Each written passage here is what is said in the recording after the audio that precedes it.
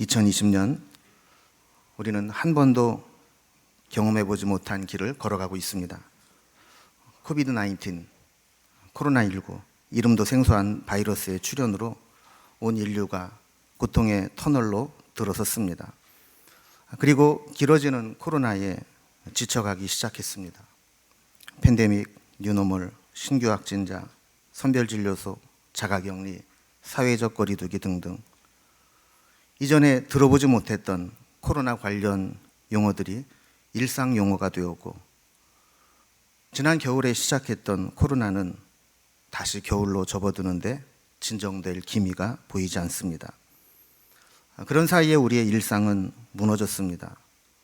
아이들은 학교에 가지 못하고, 직장인도 출근하지 못하고, 어르신들도 경로당 노인정이 폐쇄되고, 심지어 교회에도 모이지 못하는 시간들을 보내야 했습니다.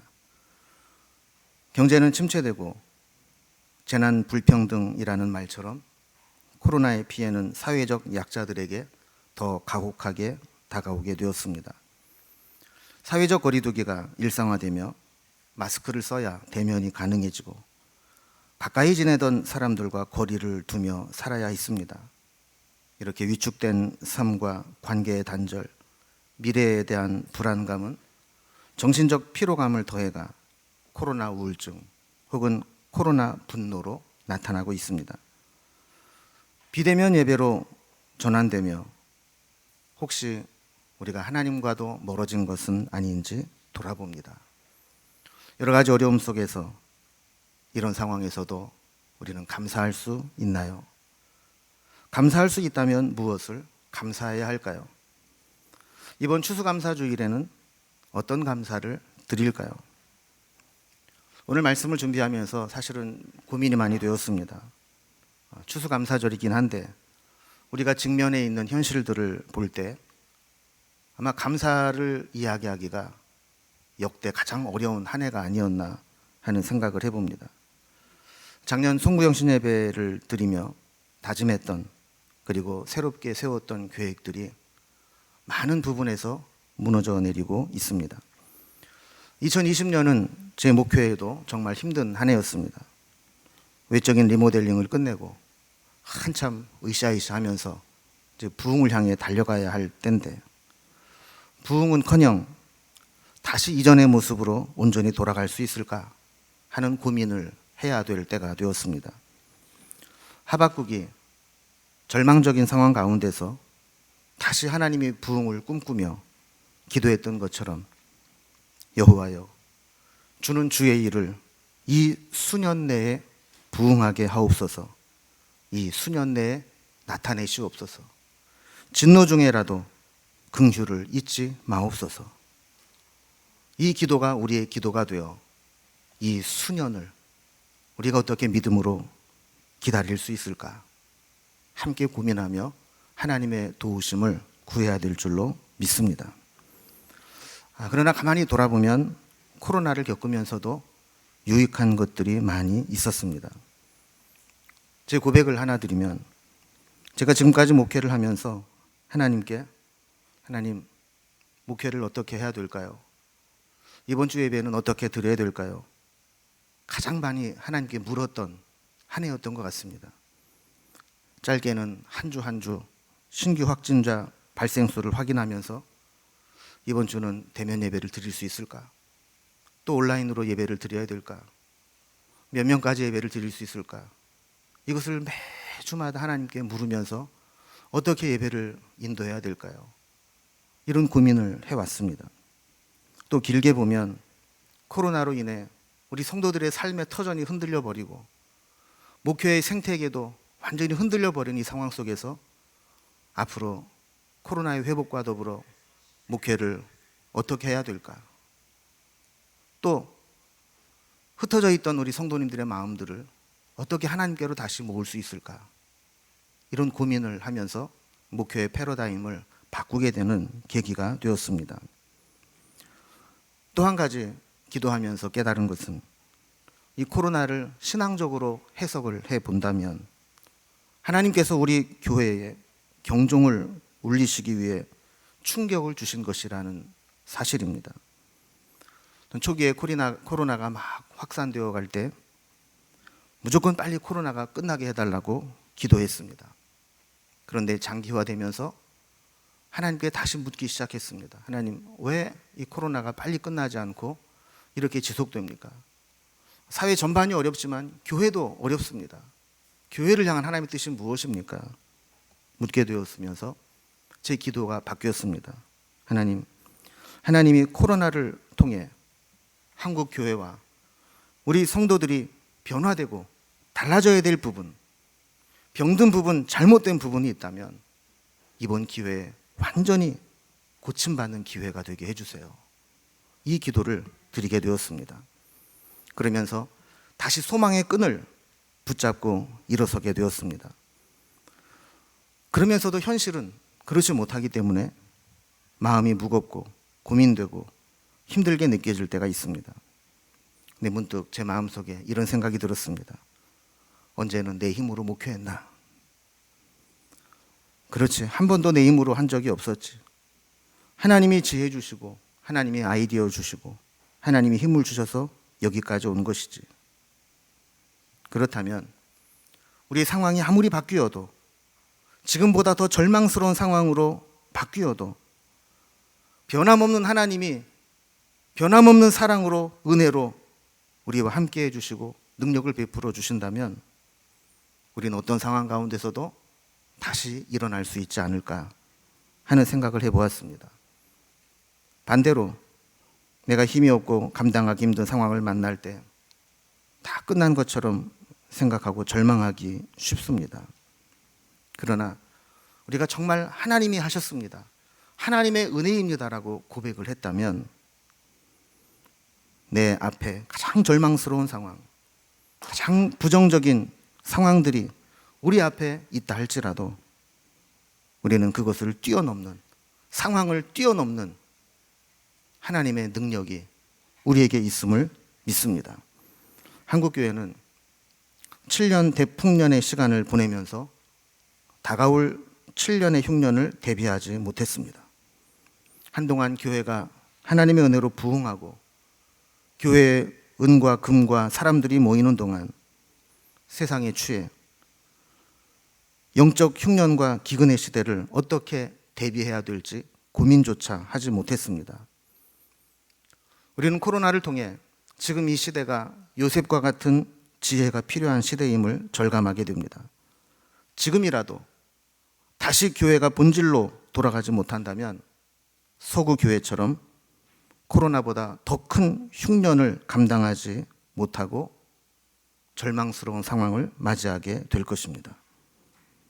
그런 면에서 이번 코로나는 앞으로 닥칠 수 있는, 앞으로 몇 년이 더 남아있을지 모르는 이 흉년의 시기, 그 시기를 어떻게 감당해낼 수 있을지, 이 영적 흉년의 시기를 대비할 수 있도록 예방주사를 맞는 것과 같은 시기입니다.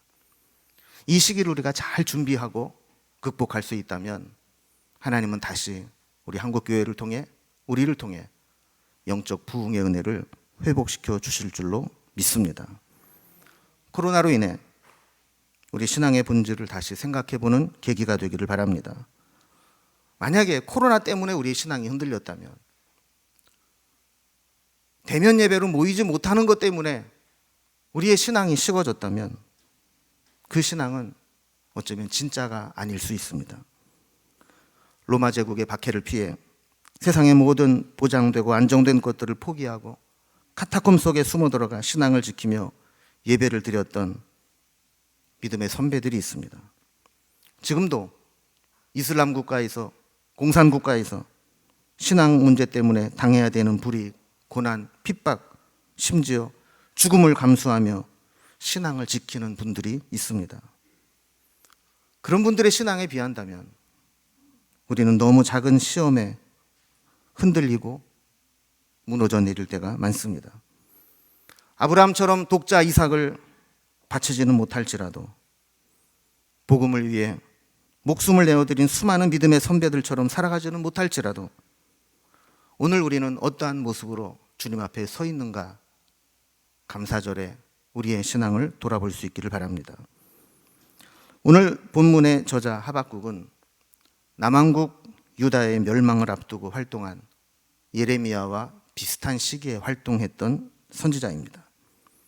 하나님의 심판은 코앞에 닥쳐왔는데 유다는 정신을 못 차리고 여전히 불의와 불법과 부정과 죄악에 빠져 있습니다. 하박국 선지자에게 하나님 말씀이 임할 때 그가 지금 바라보는 현실은 어쩔 수 없이 하나님의 진노와 심판을 당해야 되는 유다 백성들에게 회개하고 돌아올 것을 권하지만 여전히 불법이 흥행하는 이 시대를 바라보면서 어떻게 살아야 될까 고민을 했었습니다. 하박국은 이 상황을 오늘 말씀 16절에서 이렇게 고백합니다. 내가 들었으므로 내 창자가 흔들렸고 그 목소리로 말미암아 내 입술이 떨렸도다. 무리가 우리를 치러 올라오는 환난 날을 내가 기다림으로 썩이는 것이 내 뼈에 들어왔으며 내 몸은 내 처소에서 떨리는도다 라고 했습니다. 여러분, 언제 창자가 흔들립니까? 극도의 스트레스를 받고 신경을 써서 내 몸 안에 있는 장기조차도 정상적인 안정된 상황을 유지하지 못하고 위경련이 일어나고 장이 뒤틀리고 창자가 흔들리는 것을 하박국은 경험했다는 겁니다. 언제 우리 입술이 떨립니까? 극도의 공포를 느낄 때, 감당할 수 없는 두려움에 사로잡힐 때, 이 공포스러운 상황에 직면했을 때 입술이 떨리는 겁니다. 하나님이 보여주신 유다의 미래를 볼 때 입술이 떨릴 수밖에 없었다는 것이죠. 썩게 하는 것이 뼛속에 들어온다고 했습니다. 우리 몸에는 자발적으로 생성되는 생체 독소뿐만 아니라 외부에서 유입되는 세균이나 유독물질들이 들어와 우리의 몸을 상하게 하는데 마치 그것처럼 하박국은 하나님의 말씀과 현실을 바라볼 때 내 속에 썩게 하는 것이 들어와서 뼈까지 상하게 하는 것 같다라고 고백합니다. 또한 몸에 이상이 없이도 몸이 떨리는 것을 맞이합니다. 극도의 심리적 불안으로 생기는 현상들입니다. 창자가 흔들리고 입술이 떨리는 상황을 직면하고도 어찌할 수 없는 상황, 내 안팎에 독소들이 들어와 상하게 해도 해독할 능력이 없고 몸이 사시나무 떨리듯 흔들려도 진정시키지 못하는 상황, 그 상황이 하박국의 상황이었습니다. 그리고 17절에서는 사회 전반에 엄청난 불경기와 기근과 흉년의 시기로 접어든다라고 말씀합니다. 비록 무화과 나무가 무성하지 못하며 포도나무에 열매가 없으며 감람나무에 소출이 없으며 밭에 먹을 것이 없으며 우리의 양이 없으며 외양간에 소가 없을지라도 말씀합니다. 처음에 이 말씀 묵상할 때 마음에 별로 이렇게 와닿질 않았어요. 왜냐하면 우리 집에 무화과 나무도 없고 포도원도 없고 감람나무도 없고 농사 짓는 밭도 없습니다. 또 뭐 소나 양을 치는 우리는 더더욱 없습니다. 그러니 이런 것들이 아무것도 소출이 없다고 해도 남 얘기처럼 여겨지고 피부에 와닿지 않았습니다. 근데 만약에 이것을 오늘날 언어로 바꾼다면 이런 것이죠. 내가 직장에서 열심히 일을 했지만 월급이 나오지 않고 퇴직의 압력을 받게 될 때, 사업하는 사업주에게 매출이 생기지 않아서 빚을 지고 사업을 접어야 할 때, 투자해 놓은 것마다 손해를 보고 나오던 연금이나 보험도 끊어지게 될 때, 이런 때가 곧 오게 될 거라는 것이죠. 실제로 이런 일이 벌어진다면 우리는 어떨까요? 그런 상황 가운데서도 감사할 수 있을까요? 그런 가운데서도 하나님 찬양할 수 있을까요?